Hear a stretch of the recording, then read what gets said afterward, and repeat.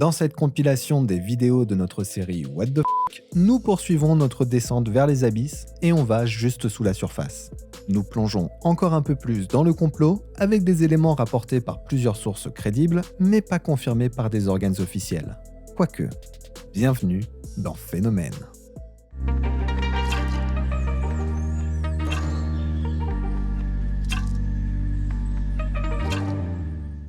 On commence avec le Disclosure Project.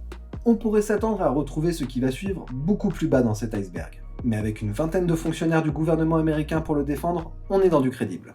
En mai 2001, le médecin urgentiste et ufologue Stephen Greer réunit au National Press Club Conference une vingtaine d'officiels, retraités pour certains, prêts à révéler un complot sur les ovnis. Plus exactement, révéler que des programmes secrets organisent la dissimulation de la vérité autour des ovnis. Greer souligne que les témoignages de ces officiels établissent une fois pour toutes que nous ne sommes pas seuls. Greer rapporte avoir plus de 400 témoins ayant vécu des expériences avec un ovni et qu'ils sont prêts à témoigner devant le Congrès.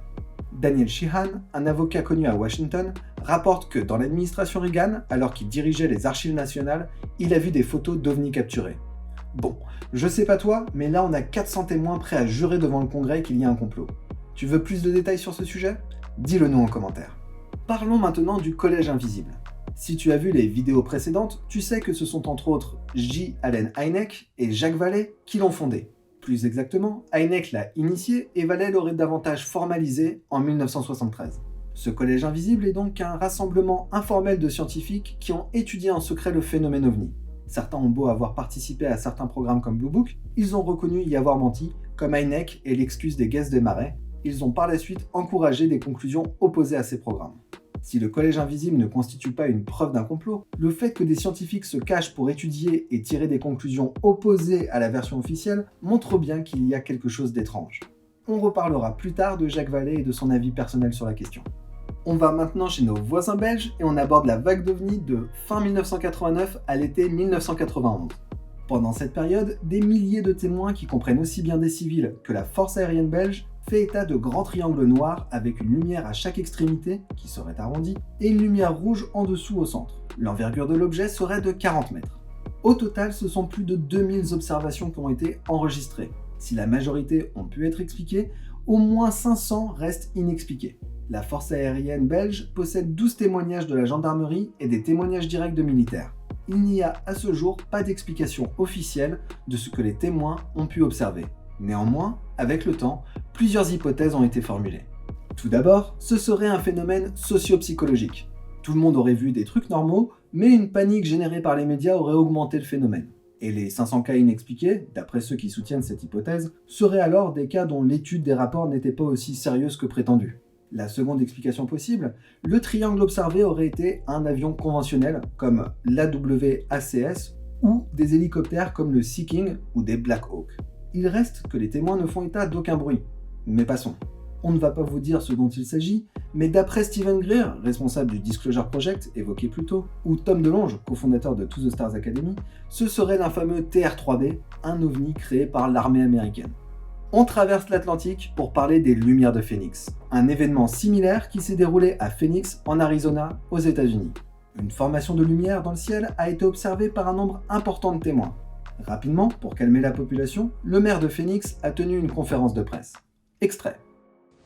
And now I'll ask Officer Stein and his colleagues to escort the accused into the room so that we may all look upon the guilty party. Don't get him too close to me, please. Il reconnaîtra avoir fait ça pour rassurer la population, mais qu'il n'aurait pas dû. En parlant de vidéos dédiées, on va aborder le cas suivant dans une, voire plusieurs vidéos dédiées au sujet. Il s'agit du cas de Roswell en juillet 1947. Bon, Roswell c'est un sacré morceau. Pourquoi ? Parce que sur un point, on pourrait l'inclure à la surface. Parce que c'est l'armée américaine qui, initialement, a rapporté à la presse avoir récupéré les débris d'un disque volant. On rappelle pour ceux qui n'ont pas vu notre série de vidéos sur l'étude des ovnis qu'on est juste après les signalements de Kenneth Arnold qui ont donné naissance au terme de soucoupe volante. Donc, l'armée affirme dans la presse locale avoir récupéré une soucoupe volante. Mais le lendemain, il change de version et explique que ce n'était qu'un ballon météo. En 1995, près de 50 ans après les faits, l'armée expliquera que ce n'était pas un ballon météo, mais que c'était un ballon-sonde espion du projet Mogul, un projet visant l'espionnage de l'URSS. Mais l'histoire ne s'arrête pas là. Des dizaines, voire des centaines de témoignages rapportent des faits étranges. Les témoins sont aussi bien ceux qui ont découvert l'objet écrasé que des militaires ou du personnel de la base locale ou des bases qui auraient récupéré les débris, comme la base de Groom Lake dans le Nevada. Tous ces témoignages poussent à s'interroger sur la dernière version officielle, ce qui fait que pour nous, Roswell reste sous la surface. Pose tes questions et dis-nous en commentaire ce que tu veux savoir sur l'affaire Roswell pour que nous puissions y répondre dans les prochaines vidéos dédiées à ce sujet. On reste pas loin de Roswell pour évoquer le colonel Philip Corso. Ce militaire a publié un livre, The Day After Roswell, en 1997, 50 ans après les crashs de Roswell au Nouveau-Mexique. Dans son livre, qui a depuis été corroboré sur de nombreux points par des personnes comme Jacques Vallée, l'ancien militaire explique comment il s'est retrouvé avec des débris supposés d'OVNI et comment il les a disséminés dans différents programmes classifiés en collaboration avec des entreprises privées comme Bell, Northrop ou Lockheed Martin. Il y explique que ce sont ces programmes qui ont permis de créer, en étudiant les débris d'OVNI, différentes technologies comme le laser, la vision nocturne, la fibre optique ou encore le Kevlar.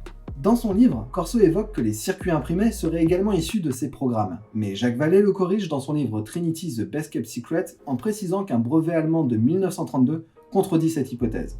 Il demeure que ce livre montre comment une technologie venue d'ailleurs a inspiré nombre de scientifiques les ayant étudiés et essayé de les reproduire. Mais surtout, cela démontre que l'armée américaine dispose de débris, voire même d'épaves d'OVNI. Allez, on continue notre voyage vers les abysses et on commence avec un cas remarquable, le crash de San Antonio. Un cas mis au jour par Paola Leopizi-Harris et Jacques Vallée dans le livre Trinity, le secret le mieux gardé, dont tu peux trouver le lien en description. Ce crash s'est produit à San Antonio, à quelques kilomètres du lieu où a été testée la première bombe nucléaire, et ce, un mois jour pour jour après la détonation, le 16 août 1945. Le cas se base sur les témoignages concordants, en particulier ceux de deux enfants, José et Rémé, qui ont observé un objet volant qui a frappé une tour métallique sur une colline avant de s'écraser plusieurs centaines de mètres plus loin. Curieux, les deux enfants vont voir ce qu'il se passe, mais ils n'en parleront pas avant début 2000. On t'explique. Arrivés sur place, ils découvrent un objet qu'ils décrivent comme ayant la forme d'un avocat de 30 pieds de long par 14 de haut. Mais ce n'est pas tout. Autour de l'objet, ils distinguent trois personnes, entre guillemets, un peu plus petites qu'eux, soit environ 1,20 m. Ils décrivent leur déplacement comme s'ils se téléportaient là où ils souhaitaient se rendre. Ces occupants ont des corps filiformes avec une tête disproportionnée qui fait penser à l'un des enfants à une menthe religieuse et l'autre à des fourmis rouges se tenant debout. Ils ressentent alors, dans leur tête, la détresse de ces êtres. Si le plus jeune des deux veut aller leur porter secours, le second l'en défend, ils rentrent donc chez le père de José qu'ils préviennent. Le lendemain, les enfants accompagnent le père de José et un policier sur les lieux. Les deux hommes découvrent l'objet, mais aucune trace des occupants. Ils entreront dans l'objet mais ne partageront jamais ce qu'ils y ont vu, préférant prévenir l'armée. Les enfants se souviendront de la leçon du père de José qui leur dira de n'en parler à personne. Le jour d'après, les enfants observent des militaires venus voir l'objet, prétendant qu'il s'agit de l'un de leurs ballons-sondes qu'ils veulent récupérer. On parle d'un objet de plus de 10 tonnes qui obligera l'armée à construire un châssis dédié pour le remorquer et construire une route menant au crash pour y amener les camions qui le récupéreront. Bon, là ça commence déjà à puer. Un ballon de 10 tonnes Le père de José, habitué à récupérer de véritables ballons-sondes sur sa propriété, attestera que ce n'en était pas un. Les militaires mettront plus d'une semaine à récupérer l'objet et ses débris, donnant l'opportunité aux deux enfants de récupérer quelques souvenirs. Ainsi, l'un des deux enfants s'est introduit dans l'OVNI qui présentait une ouverture et récupère un objet. On va à fond dans le sujet ? Ok. Les enfants vont cacher l'objet qu'ils surnomment Tesoro, ou trésor en français. Quelques jours après avoir récupéré leur Tesoro, quelque chose d'étrange se produit.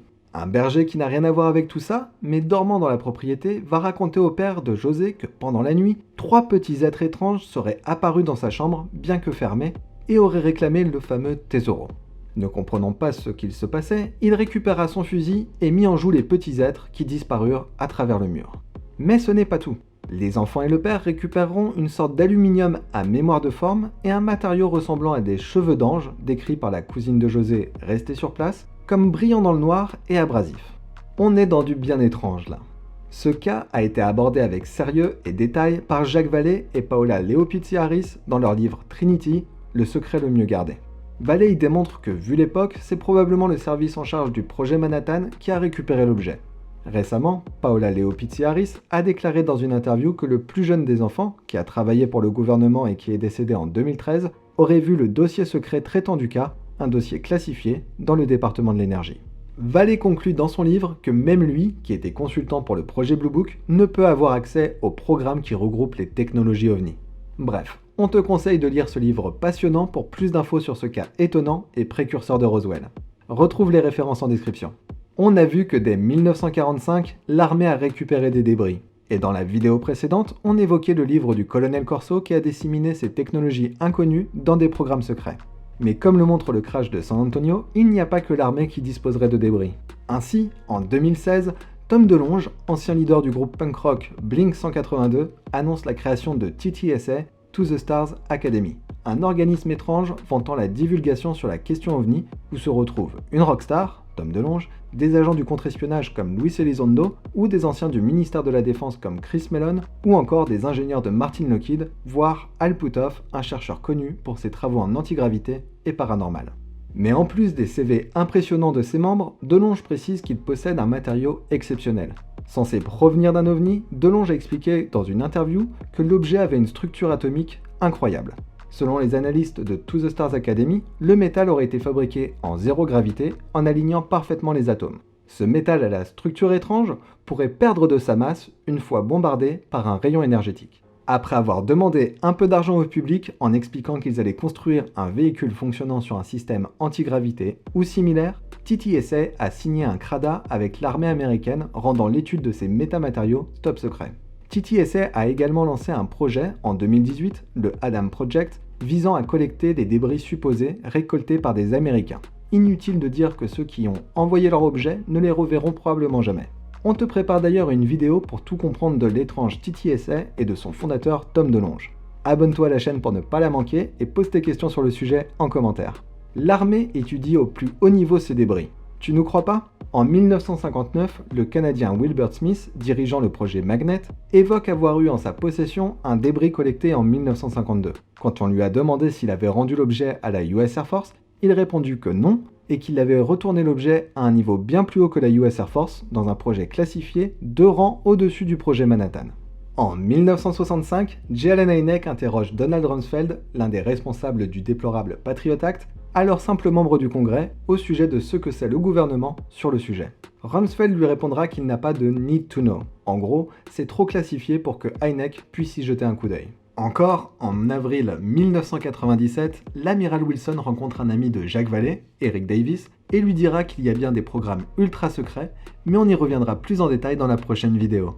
Bon, avec tout ça, tu nous dis quand on peut commencer à crier au complot. Continuons pour évoquer des documents assez étranges. En effet, il existe publiquement quelques brevets que certains attribuent à l'étude des débris d'OVNI. Le docteur Salvatore Cesar Pais est un mystérieux ingénieur en aérospatial qui travaille pour la US Navy et plus précisément la Naval Air Warfare Center Aircraft Division ou NAWCAD. Il a déposé plusieurs brevets dont tu retrouveras les liens en description. En 2004, il dépose un brevet nommé Laser Augmented Turbojet Propulsion System, un système de propulsion par laser. Puis en 2016, il dépose un brevet nommé Craft Using an Inertial Mass Reduction Device, ou embarcation usant d'un appareil à réduction de masse d'inertie. Encore, en 2018, il publie un brevet nommé Plasma Compression Fusion Device, ou appareil de fusion par compression du plasma. Il a publié d'autres brevets en lien avec l'énergie électromagnétique, comme le Electromagnetic Field Generator and Method to Generate an Electromagnetic Field, ou grosso modo un générateur de champs électromagnétiques, et ceci à des fins de propulsion. Si la plupart des brevets appartiennent à la US Navy, le premier sur la propulsion laser est en possession de l'entreprise américaine Northrop Grumman Corp. On reparlera d'eux, tu verras. Il est important de noter que ces brevets sont jugés comme fonctionnels. En 2019, Pais s'exprime sur ces brevets et il assure que ces technologies sont applicables et pourraient même servir à dévier l'astéroïde 99 994 Apophis, un astéroïde de 370 mètres de diamètre qui pourrait entrer en collision avec la Terre en 2029 et 2036. Un article du très sérieux journal Forbes se demande si ces brevets ne seraient pas un moyen de détourner l'attention des ennemis de l'Amérique dans leurs recherches, mais que les récentes révélations des cas comme celui de l'USS Nimitz indiqueraient que cette technologie pourrait déjà être employée secrètement. On notera la déclaration du CTO, Chief Technological Officer de la Naval Air System, qui a assuré à l'autorité des brevets américains que la technologie derrière ces brevets est bien réelle, mais aussi que certains aspects sont déjà en cours de test. On continue avec les brevets. En 2004, un certain John C. Sinclair dépose un brevet nommé Triangular Spacecraft, ou vaisseau spatial triangulaire. Il y présente, je cite, un vaisseau spatial avec une coque triangulaire, avec des lignes électrostatiques verticales chargées sur chaque coin qui produit un champ électrique horizontal parallèle sur les côtés de la coque. Ce champ interagit avec une onde plane émise par les antennes sur le côté de la coque, générant une force par volume combinant poussée et propulsion. Fin de citation. Bon, vu les images, ça ne te fait pas penser à la vague belge ? Je dis ça, je ne dis rien. De nombreuses personnes, aussi peu qualifiées que nous mais avec moins d'intégrité, affirment que ce brevet prouve l'existence du fameux TR-3B, l'OVNI secret de l'armée américaine. On n'ira pas jusque-là. En 1967, un incident étrange se produit dans la base de Malmstorm, dans le Montana, aux États-Unis. Cet incident sera rapporté publiquement des années plus tard par plusieurs officiers de la base passés à la retraite. La nuit du 16 mars 1967, plusieurs officiers de la base, qui abritent des missiles nucléaires, passent la nuit près des silos de lancement et rapportent avoir vu des ovnis survoler les silos abritant les missiles. L'un des témoins sera tellement bouleversé par l'observation qu'il ne retravaillera plus jamais à la sécurité des missiles. Plus intriguant encore, au même moment, les missiles deviennent inopérables, comme s'ils avaient été désactivés à distance. Alors que l'un des officiers rapporte ses observations le matin, faisant le lien entre la panne des missiles et les ovnis, tous les missiles de la base se désactivent les uns après les autres. Il faut comprendre qu'il est quasiment impossible que 2 missiles tombent en panne en même temps. Alors tous, si personne ne sait ce qu'il a pu se passer, les interrogateurs ont rapporté que les témoins étaient visiblement choqués par l'expérience qu'ils avaient vécue. Dans le même genre, Robert Jacobs, ancien premier lieutenant pour la US Air Force, évoque un test visant la mise en orbite d'une ogive nucléaire en Californie en 1964. Alors que l'engin quittait l'atmosphère, un ovni serait apparu, aurait dirigé un rayon lumineux vers l'ogive, puis l'aurait contourné avant de projeter à nouveau un rayon lumineux vers l'engin nucléaire, qui serait alors retombé dans l'atmosphère, désactivé. Présent lors du Disclosure Project de 2001, de la National Press Club Conference de 2010 et organisateur de la National Press Club Conference d'octobre 2021, Robert Salas est l'un des porte-parole de ces incidents et insiste sur le fait qu'il s'agissait d'un avertissement pacifique visant à rappeler à l'humanité les dangers qu'elle prend à jouer avec des armes nucléaires. L'événement de 2021 a incité Lou Elizondo, ancien directeur du programme AATIP, à promouvoir la nécessité d'une initiative internationale afin de clarifier toute erreur d'interprétation de ces disruptions et ainsi éviter un conflit nucléaire induit indirectement par le phénomène OVNI. On reste dans un contexte militaire et l'on se rend au Royaume-Uni.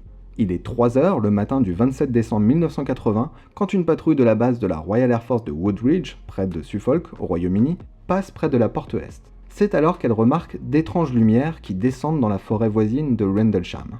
Ils vont voir ce qui se passe de plus près, pensant qu'un avion aurait pu s'écraser. En entrant dans la forêt, le lieutenant-colonel Charles Halt, qui dirige la base ce jour-là, rapporte avoir découvert un objet brillant, d'apparence métallique, arborant des lumières colorées. En essayant d'approcher l'objet, ce dernier se serait mis à bouger à travers les arbres, terrorisant les animaux de la forêt. Vers 4h du matin, la police arrive, mais ne remarque rien d'étrange. Dans la matinée, les militaires trouvent des traces au sol, près de l'incident.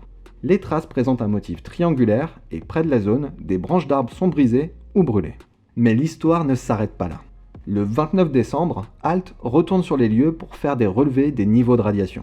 C'est alors qu'il voit 3 lumières similaires à des étoiles qui traversent le ciel. 2 au nord et une au sud, 10 degrés au-dessus de l'horizon. La plus brillante va survoler la zone pendant près de 3 heures, allumant un faisceau lumineux par moment. Le témoignage de Halt est documenté par son rapport, un mémo audio, les relevés sur la zone d'atterrissage présumée et de nombreux témoins qui corroborent sa version des faits. Malgré ces alertes, les rapports de Halt sont ignorés et sont même sujets à des moqueries, comme la bande audio de son mémo qui est écoutée pour se moquer de lui. Halt accusera alors les États-Unis et l'Angleterre de vouloir cacher la vérité. Certaines théories penchent pour une mauvaise interprétation avec un phare dans l'axe emprunté par les lumières ou encore à une opération des Special Air Service pour se moquer de l'Air Force américaine. Une thèse soutenue par Jacques Vallée qui estime que l'événement est similaire à des cas avérés d'opérations de guerre psychologique dont il avait connaissance.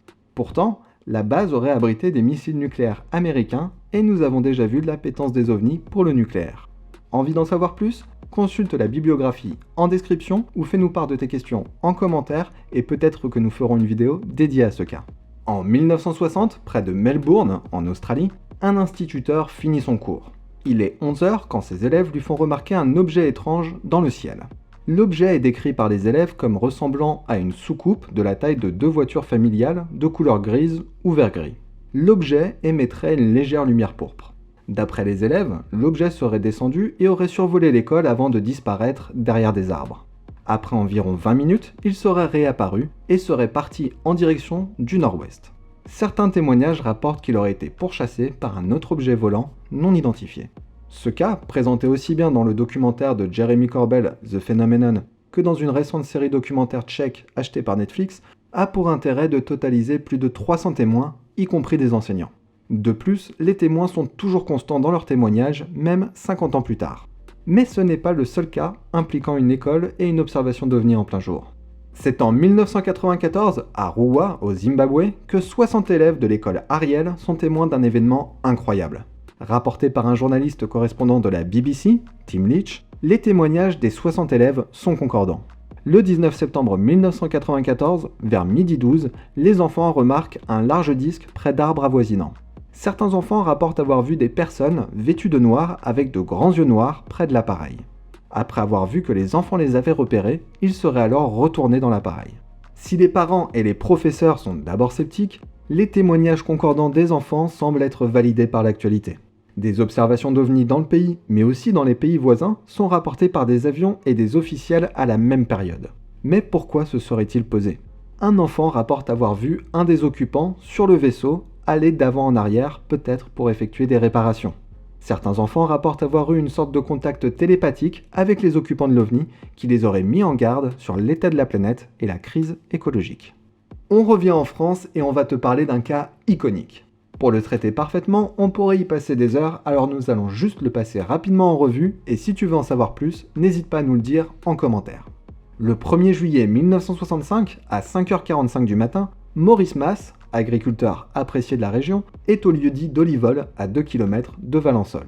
Il découvre un objet de type soucoupe volante, de la taille d'une voiture dauphine en forme de ballon de rugby, dont le dessus serait d'une matière transparente, posée dans son champ de lavande. Il voit alors un individu d'environ 1 mètre, de forte corpulence, vêtu d'une combinaison et tête nue, qui descend de l'appareil quelques instants. Rapidement, il remonte dans l'OVNI qui part à toute vitesse. L'agriculteur remarque des traces sur le sol en forme d'étoile avec un trou cylindrique au milieu. Fin août, Maurice Mas complète son témoignage et indique s'être approché de l'objet à environ 7 mètres, voyant les 2 occupants accroupis près de l'objet regardant sa lavande. L'un des occupants l'aurait vu et aurait pointé vers lui un objet. Conséquence, Maurice Mas est alors paralysé, dans l'incapacité de bouger, mais il reste debout. L'ancêtre du GEPAN, l'association civile GEPA, étudie le cas et conclut, je cite, « Nous sommes enclins à penser que le champ de lavande de M. Mas a été l'objet d'une visite insolite et, semble-t-il, extraterrestre. » Comme nous l'avons vu dans notre vidéo sur le rapport de l'armée de l'air australienne de 1971, ce cas fait partie de ceux présentés par Hynek et Vallée, regroupés dans le document listant les armements possibles des OVNI. On reste en France et on aborde une autre rencontre rapprochée du 3e type. Pour cela, on se rend à Cussac, dans le Cantal. C'est dans ce village d'environ 230 habitants qu'une famille va faire une rencontre étrange au matin du 29 août 1967. Ce matin-là, 2 enfants, François et sa sœur Anne-Marie, respectivement 13 et 9 ans, accompagnent une dizaine de vaches dans un champ voisin. D'après le quotidien La Montagne, les enfants ont soudainement vu 4 petits nains, et croyant qu'il s'agissait de petits enfants, François les appelle, leur demandant s'ils veulent jouer avec lui et sa sœur. Les 4 nains se seraient aussitôt sauvés derrière un buisson. Curieux, François monte sur un mur pour les observer et voit alors un engin brillant qui l'aveugle. Il est à environ 60 mètres de l'objet. Les 4 nains semblaient vêtus de combinaisons noires et portaient des poils sur le visage. Ils auraient plongé la tête la première dans l'appareil, de 4 mètres de large sur 2 mètres de hauteur. Anne-Marie en aurait vu un ressortir qui semblait avoir oublié quelque chose. Puis l'engin se serait envolé avant de disparaître rapidement dans le ciel. Les 2 enfants sont le fils et la fille du maire qui attestent de la véracité des dires de ces enfants. Le cas a également été étudié par le GEPAN, sans i, mais il n'apparaît pas dans la base de données en ligne du GEPAN, avec un i. Cherche-t-on à nous cacher quelque chose ? Bien qu'écartée par le GEPAN, la conclusion admise semble être celle d'un hélicoptère de type Alouette 2 qui serait étranger, l'armée et les héliports n'ayant pas enregistré de vol pouvant correspondre à l'observation au moment des faits. Pour terminer, nous allons à Socorro dans le Nouveau-Mexique, aux États-Unis. Le 24 avril 1964, un an avant Valensole, un officier de police en service, Lonnie Zamora, poursuit un conducteur imprudent quand il remarque un rugissement et une étrange lumière dans le ciel. Il décide de se rendre là d'où vient la lumière, pensant qu'une explosion a pu avoir lieu. Arrivé sur place, Zamora remarque un objet ayant la forme d'un haut brillant avec deux personnes de petite taille, peut-être des enfants, face à l'objet. Les deux personnes portaient des combinaisons blanches. L'un d'eux a remarqué Zamora et aurait commencé à s'agiter. L'objet serait alors reparti sans faire un bruit, mais en produisant une sorte de flamme bleue.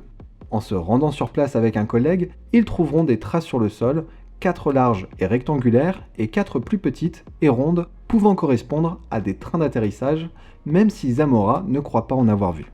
Certains pensent qu'il s'agirait d'un canular, mais la ressemblance avec des cas comme Valensole, un an plus tard, ou San Antonio, 20 ans plus tôt, laisse planer le doute. Même si pour certains chercheurs comme Jacques Vallée, il s'agit bien d'une rencontre du troisième type, comme pour Valensole. Le très sérieux site The Black Vault, porté par John Greenwald, s'est intéressé à l'affaire, reprenant les rapports du FBI et de la Air Force. Ainsi, cette photo est une reconstitution réalisée par le projet Blue Book. Une reconstitution, ce n'est pas courant pour Blue Book, ce qui témoigne de l'intérêt de Hynek qui a enquêté sur l'affaire sous Quintinilla. Nous avons évoqué quelques cas qui présentent deux types de caractéristiques. Les premiers sont liés à l'intervention du phénomène OVNI pour interférer avec des armes nucléaires. On pense immédiatement à la menace que cela représente. Vu les témoignages, il est totalement possible d'imaginer qu'un OVNI puisse activer une ogive nucléaire sans autorisation préalable et ainsi nous propulser dans une guerre nucléaire. Pourtant, en 45 ans d'incident, pas de détonation à déplorer. Les autres cas évoqués tendent à prouver la possibilité des rencontres du troisième type. Que ce soit avec les incidents de l'école de Westall ou de l'école Ariel, ou les rencontres approchées de Maurice Mas à Valensole ou celles des enfants à Cussac, les occupants ne semblent pas hostiles, mais davantage curieux et soucieux de notre planète. On va commencer par parler du programme Stargate. Rien à voir avec la Porte des Étoiles est-il que le Jaffa, mais nous allons parler de vision à distance.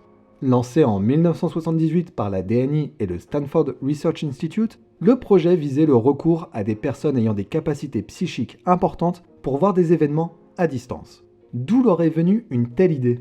Des rumeurs disaient que l'URSS investissait beaucoup dans un programme similaire. Deux chercheurs en physique, Russell Targ et Harold Puthoff, ont commencé l'étude de la vision à distance à Stanford en 1972. Ce sont les résultats prometteurs avec des sujets comme Uri Geller, capable de faire bouger des objets métalliques sans les toucher, et qui a démontré ses capacités de vision à distance, qui va encourager la création du projet. L'un des cas décisifs qui poussera la création du projet Stargate sera la localisation d'un espion soviétique par Rosemary Smith en 1976. Déclassifié en 1995 après avoir été absorbé par la CIA qui le juge inutile, les millions de pages déclassifiées font état d'expériences souvent infructueuses mais parfois remarquablement inexplicables. Quel lien avec les ovnis ou le complot ? Parmi les 13 millions de pages déclassifiées, plusieurs expériences montrent des tentatives de localisation de civilisations extraterrestres sur Mars ou d'autres planètes. Le programme s'est également intéressé aux ovnis. Joseph McConigal a ainsi dû explorer à distance ou localiser un ovni au début des années 80. Mais on en reparlera plus bas dans l'iceberg. Pourquoi, si les aliens existent, le gouvernement garderait-il le secret ? Eh bien, pour beaucoup, l'argument qui leur vient en tête, c'est la panique de 1938, quand Orson Welles a diffusé La Guerre des Mondes à la radio. L'histoire raconte que les Américains, allumant leur poste de radio en plein milieu de la diffusion, auraient cru à l'histoire et se seraient mis à paniquer, allant jusqu'au suicide pour certains. Pourtant, comme le rapporte le sociologue Pierre Lagrange, qui a étudié le phénomène OVNI sous un angle social, il n'y a aucune archive démontrant de la réalité de l'événement. Comme il l'explique, les Américains de 1938 n'étaient pas complètement débiles. La fiction radio n'était pas une nouveauté, et l'émission, annoncée dans le programme radio, n'aurait pas pu les inquiéter. De nombreux témoignages font état de différents programmes secrets tournés vers les technologies spatiales. Nous ne parlons pas ici de programmes qui déploient des soldats sur Mars ou d'autres planètes. On est encore trop haut dans l'iceberg pour ça, mais ça viendra. Ici, nous abordons plutôt différents programmes en lien avec l'espace. Nous pensons déjà au programme Black Star qui a produit un appareil de surveillance orbitale révélé en 2006 par le journal aéronautique Aviation Week. Nous pensons aussi aux programmes de recherche sur l'antigravité de l'US Air Force et de la CIA qui ont été rapportés dans le rapport australien de 1971. Nous pensons encore au Disclosure Project qui a révélé au grand jour plusieurs militaires qui auraient travaillé dans des programmes non reconnus à accès spécial. Le terme ne te dit rien ? Les programmes non reconnus à accès spécial, ou Unacknowledged Special Access Program en anglais, ou encore USAP, seraient des programmes secrets au sein de programmes secrets. Dans un USAP, le secret est tel que le financement pourrait provenir de ce qu'on appelle les black budgets, des caisses noires prévues pour cet effet. Les brevets déposés par la Navy, que nous avons vus dans un précédent épisode de cette série, vont dans le sens de l'existence d'un tel programme, tout comme les nombreux témoignages sur le sujet et le mémo de l'amiral Wilson. Le mémo de l'amiral Wilson est un document de 13 pages qui a fuité en 2016. Ce document serait les notes du chercheur Eric Davis portant sur sa rencontre avec l'amiral Wilson. Une rencontre de 2 heures durant laquelle ils auraient parlé des ovnis et même des extraterrestres. Avant d'en venir au contenu, ce document aurait été en la possession d'Edgar Mitchell, 6e homme à avoir marché sur la Lune et très intéressé par le sujet des ovnis. Peu après sa mort, les documents ont fait surface sur Internet. Coïncidence ? Ils ont également été repris, sans être cités, par Leslie Kean dans un article du New York Times, le premier qui a remis les ovnis au goût du jour avec le soutien de To the Stars Academy. Un point intéressant, Eric Davis, l'auteur supposé du document, est un proche de Hal Puthoff, membre de To the Stars Academy. Wilson a déclaré après la publication des documents qu'ils étaient une fabrication, mais il reconnaît qu'il avait rencontré Eric Davis. Wilson contredit ainsi Edgar Mitchell, Harold Puthoff ou Leslie Kean qui finira par rétracter cette partie de son article. Pourtant, d'après l'auteur et ufologue Richard Dolan, qui a vu les documents pour la première fois en 2006 et a eu plusieurs confirmations de leur authenticité, il s'agit de la plus importante fuite de documents du siècle. Une récente recherche approfondie du site américain The Black Vault laisse penser que le document pourrait être un faux. Mais le doute persiste. Peut-on croire Richard Dolan qui affirme que ces documents sont authentiques ? Le journaliste d'investigation australien Ross Coulthart croit en leur authenticité, tout comme Jacques Vallée, qui les évoque dans son dernier livre, Trinity, le secret le mieux gardé. Quoi qu'il en soit, voyons le contenu de ce document. Eric Davis est un chercheur, ancien directeur de la recherche à l'Institute for Advanced Study à Austin et ancien collaborateur de la NASA. En 2002, Eric Davis se serait entretenu avec l'amiral Wilson, alors directeur de la DIA, la Defense Intelligence Agency. Eric Davis aurait rencontré Wilson pour lui demander s'il était au courant que le gouvernement américain aurait en sa possession des véhicules, voire des corps d'extraterrestres. Wilson se serait entretenu pendant 2 heures avec Davis, qui rapporte l'histoire de Wilson dans ses notes. En 1997, Stephen Greer, dont tu peux retrouver le portrait ici, se rend à Washington DC où il cherche à se faire entendre pour mettre en garde qui l'écoutera des dangers des programmes secrets sur les ovnis qui existent et sont en dehors du contrôle du gouvernement et même du Pentagone. Accompagné d'Edgar Mitchell et du militaire Willard Miller, Greer a obtenu un rendez-vous avec l'amiral Wilson et d'autres hauts gradés afin de leur présenter le cover-up. Wilson conclut le meeting en disant qu'il va enquêter, ce qu'il dit avoir fait. Dans son enquête, Wilson trouve un projet avec un budget secret auquel il n'arrive pas à avoir accès. Le programme est dans les mains d'un contractant, probablement Martin Lockheed. Malgré son insistance, on lui a expliqué qu'il n'avait pas à en savoir. À force d'insistance auprès de différents interlocuteurs, on lui fait comprendre que c'est un programme qui s'occupe de faire de la rétro-ingénierie, à savoir essayer de reproduire un véhicule dont la technologie ne serait pas de ce monde. Au final, le mémo conclut que pour l'amiral Wilson, les ovnis sont réels, qu'au moins un ovni est en la possession du gouvernement américain dans un programme ultra secret, hors de la portée du directeur de la DIA, et que la thèse du colonel Corso, vue il y a quelques épisodes, est probablement vraie. Le mémo évoque également MG-12. Cet acronyme, que l'on évoquera plus en détail plus bas dans l'iceberg, serait le groupe qui superviserait en secret le sujet des ovnis au Pentagone depuis le début des années 50. Le mémo ne reconnaît pas l'existence de MG-12 en tant que tel, mais confirmerait l'existence d'un groupe qui a une vision globale du sujet qu'ils ont compartimentalisé pour ne pas que le secret s'ébruite. Des éléments qui viennent conforter les conclusions de Jacques Vallée suite au cas de San Antonio. Étrange, non ? Tu retrouveras le lien vers les 13 pages de ce document dans la bibliographie située dans la description de cette vidéo. Allez, c'est tout pour aujourd'hui. On se retrouve vendredi prochain avec une nouvelle vidéo. Dans le prochain épisode What the f*** de l'iceberg, nous passerons au niveau suivant en allant plus profond sous la surface. Nous explorerons des points rapportés par une seule source, mais avec une forte crédibilité, comme Haïm Eshed, Paul Hellyer, qui avec des CV plus que prestigieux, affirment que nous avons été et que nous sommes toujours en contact avec des extraterrestres. Et ouais, c'est pas what the f*** pour rien. Abonne-toi à la chaîne pour être sûr de ne pas rater ces prochaines vidéos, laisse un like si ça t'a plu, et n'hésite pas à poser tes questions en commentaire. Et si tu as envie d'encore plus soutenir la chaîne dans son développement, tu peux nous aider grâce à notre page Tipeee où tu retrouveras plein de trucs cool. Le lien est en description.